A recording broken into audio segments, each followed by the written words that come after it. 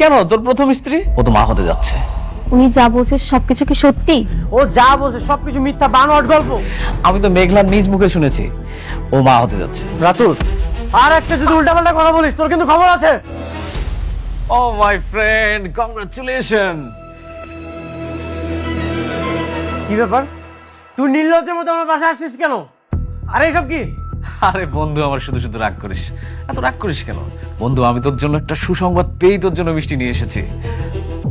আরে তুই তো আমার বন্ধু, তুই তো আমার কাছের বন্ধু, তোর একটা সুসংবাদ আর আমি তোর জন্য মিষ্টি নিয়ে আসবো না, এটা কি হয় বল? এই, তুই এখনই আমার বাসা থেকে বের হয়ে যা। দেখছেন ভাবি, ওনার সবসময় শুধু রাগ করে।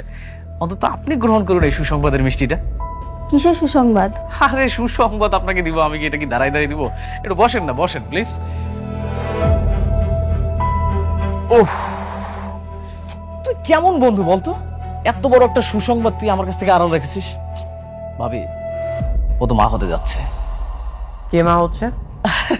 কেন তোর প্রথম স্ত্রী মেঘলা?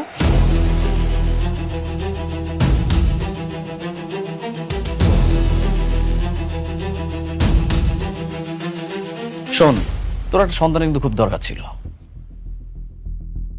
অনেক, উনি যা বলছে সবকিছু কি সত্যি? বিশ্ব, তুমি কি বলছো সব? ও যা বলছে সবকিছু মিথ্যা বানোয়াট গল্প। তোমার আর আমার মধ্যে ঝামেলা সৃষ্টি করতে যাচ্ছ। আরে ঝামেলা কেন হতে যাবে? আমি তো মেঘলার নিজ মুখে শুনেছি ও মা হতে যাচ্ছে। এই যে যেমন আমাদের বৃষ্টি ভাবি ছোট মা হতে যাচ্ছে, আমাদের বৃষ্টি ভাবিকে ছোট মা করে ডাকবে। কত সুন্দর ব্যাপার না? আমাকে আঙ্কেল আঙ্কেল বলে ডাকবে, আর তোকে বাবা বাবা করে ডাকবে। তুই বাবা হতে যাচ্ছিস, এত সুন্দর একটা, কত সুন্দর একটা নিউজ, সেটা তুই হারা রাখছিস।